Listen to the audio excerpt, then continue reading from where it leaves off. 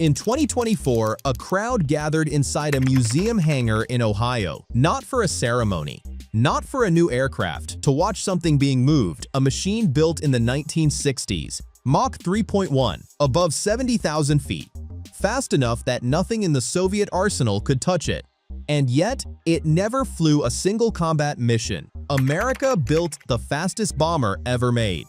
Then overnight, the world it was built for simply ceased to exist, and the aircraft that was supposed to win the Cold War was quietly handed to a museum. But here's the thing about the XB-70 Valkyrie. You can't bury something that refuses to stay buried.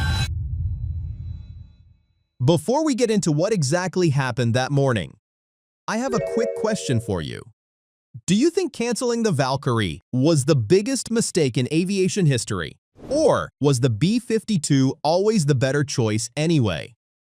Drop your guess in the comments right now and let's see if your opinion changes by the end of this video. And if you love deep dives into forgotten aviation history, make sure to hit subscribe, because the true story of how this 500,000-pound beast ended up as a science experiment is absolutely wild.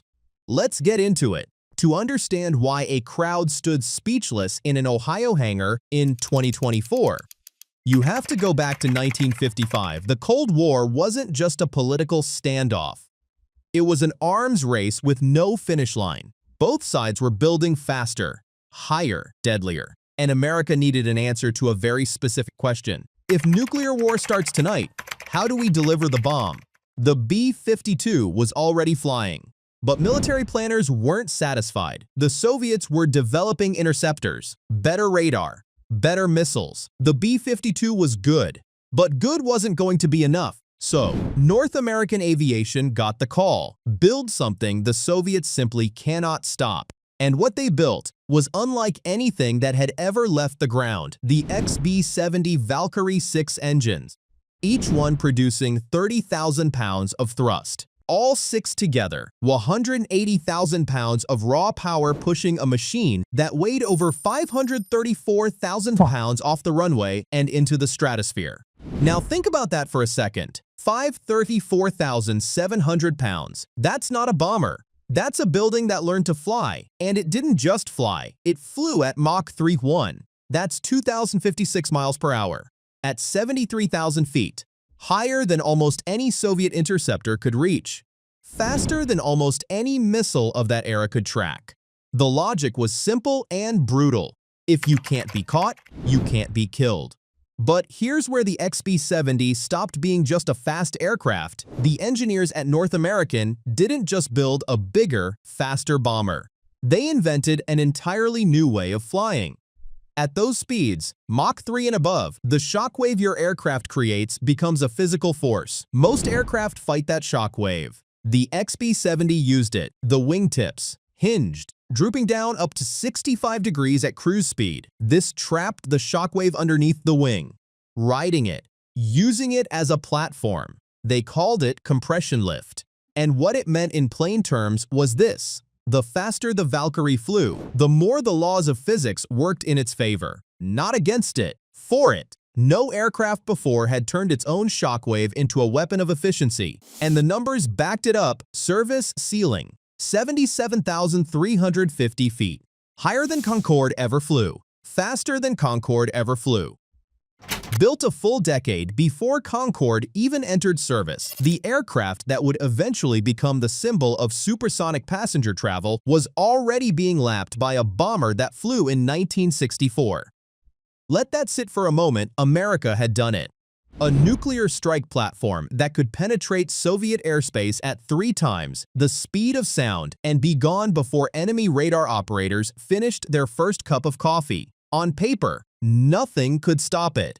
But the world the XB-70 was designed to fight in was already changing irreversibly, and the program had no idea. May 1, 1960, a single missile left the ground somewhere over Soviet territory. It didn't reach its target immediately, but when it did, it didn't just destroy an aircraft, it destroyed a doctrine. It destroyed a philosophy, and without anyone realizing it yet, it started a countdown on the most expensive bomber America had ever built. The aircraft it hit was a U-2 spy plane.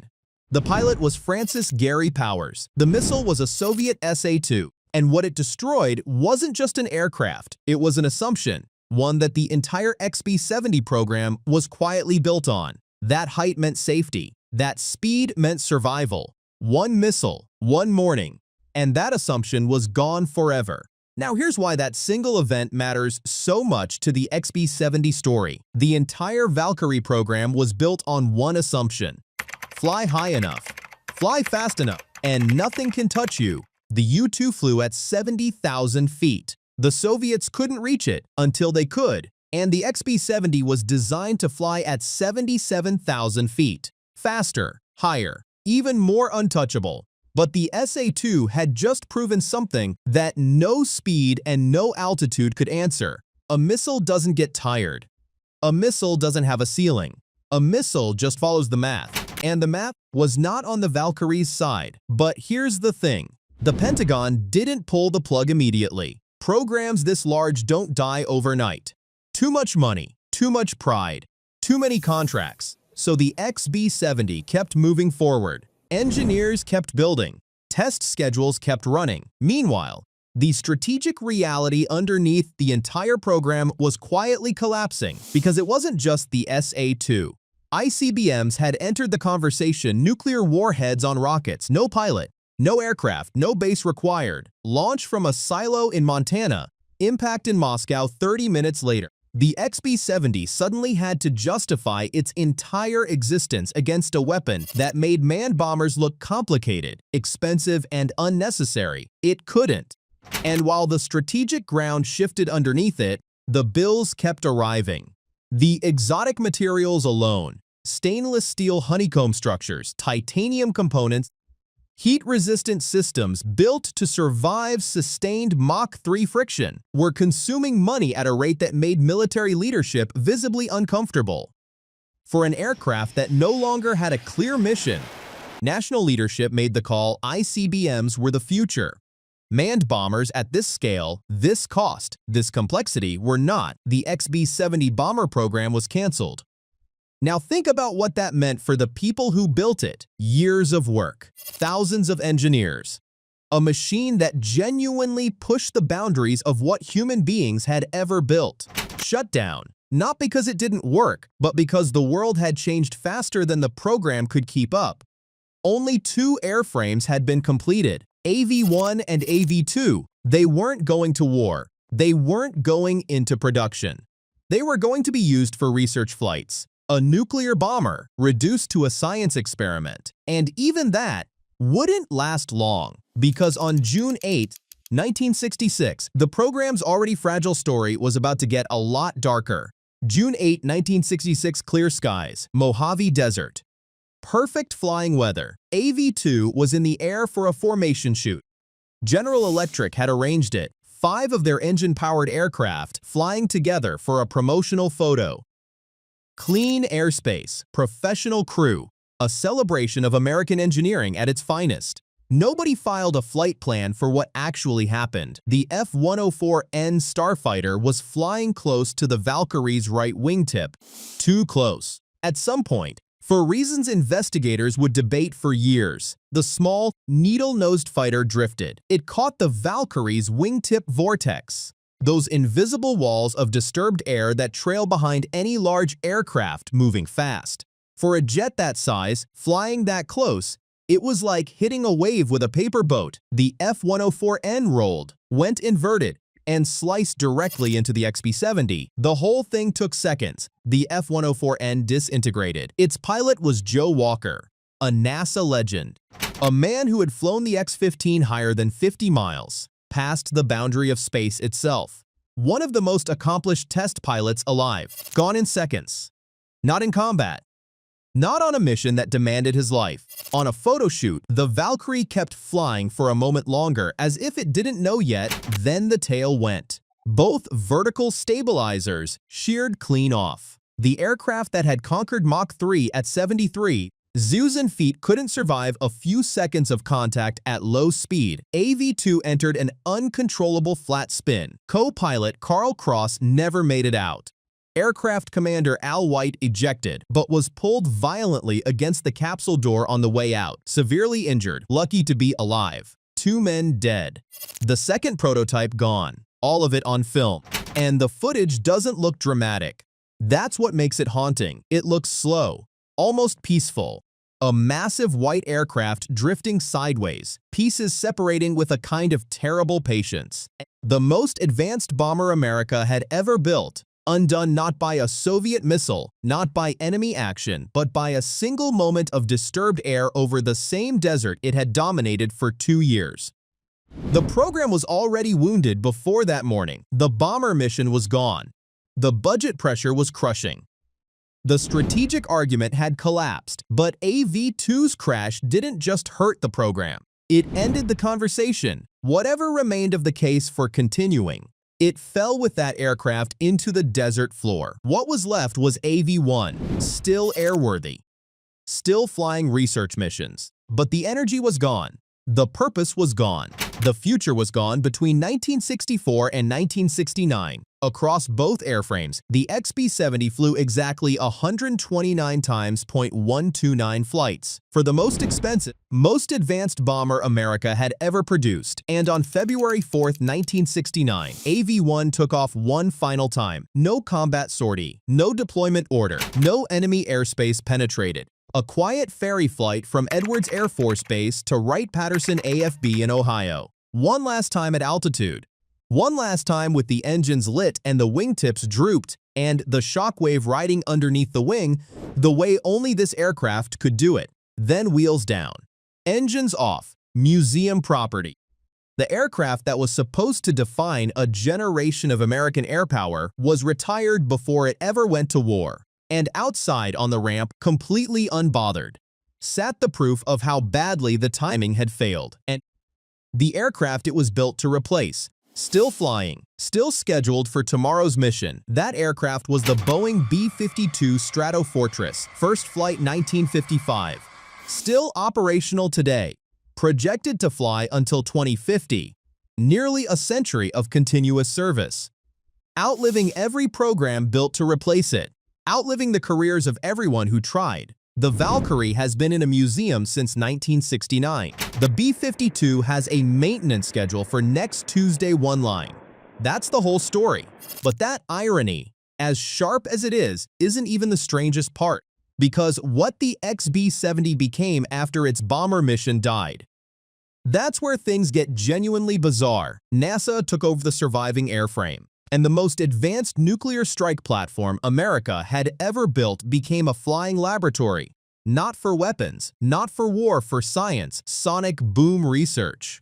How shockwaves behave at sustained Mach 3. Structural stress data at extreme dynamic pressure. Flight control behavior in conditions no wind tunnel could accurately replicate.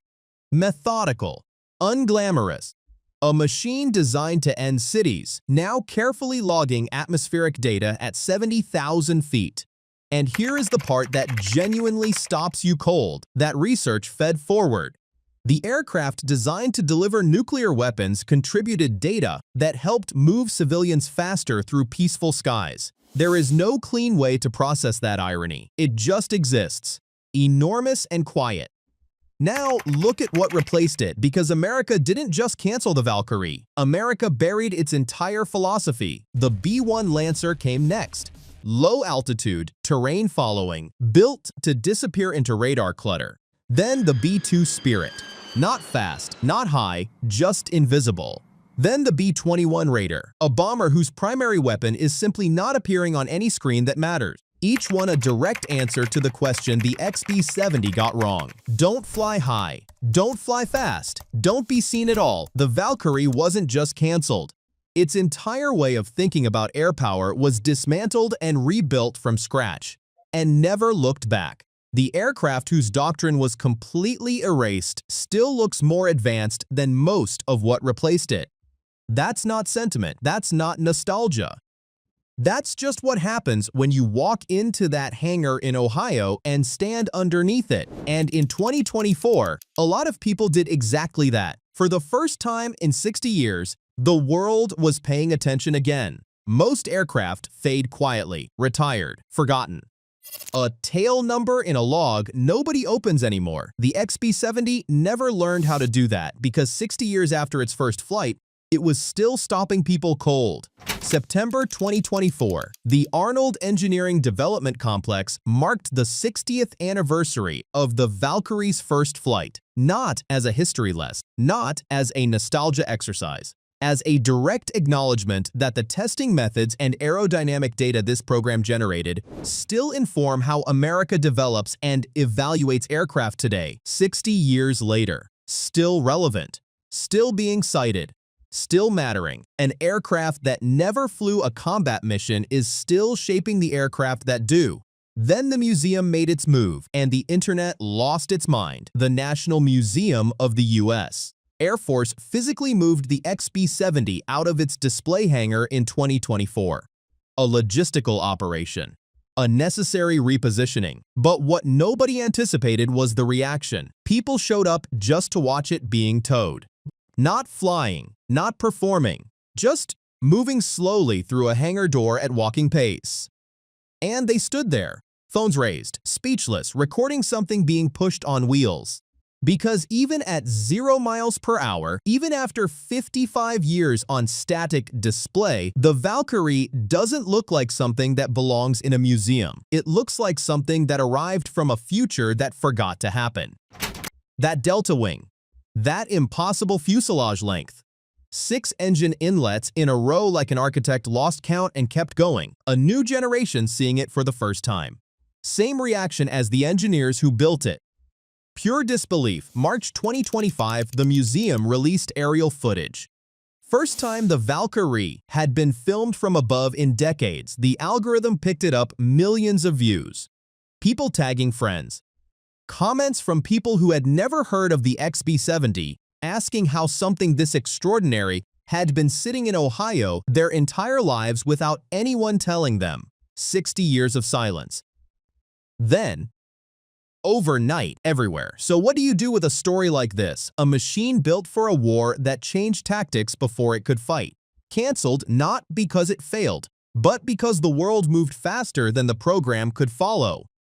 Outlived by the aircraft it was designed to retire. Repurposed from nuclear bomber to science experiment. Quietly influential for decades after everyone stopped paying attention. And still, in 2024, capable of stopping a crowd cold, the XB-70 was never a failure. It was a perfect machine delivered to an imperfect moment, built too late for its doctrine, canceled too early to prove itself, preserved almost by accident, 60 years buried. One prototype in a crater. One in a museum, 129 flights. 0 combat missions. And somehow, still the most arresting thing in the room. That's the Valkyrie. Still not finished. There are more stories like this one. Aircraft that were perfect for a world that stopped existing. Programs that changed history without ever completing their mission. If that's the kind of story you're here for, subscribe, because there are more where this came from. This was the XB-70 Valkyrie, and now you know why it keeps coming back.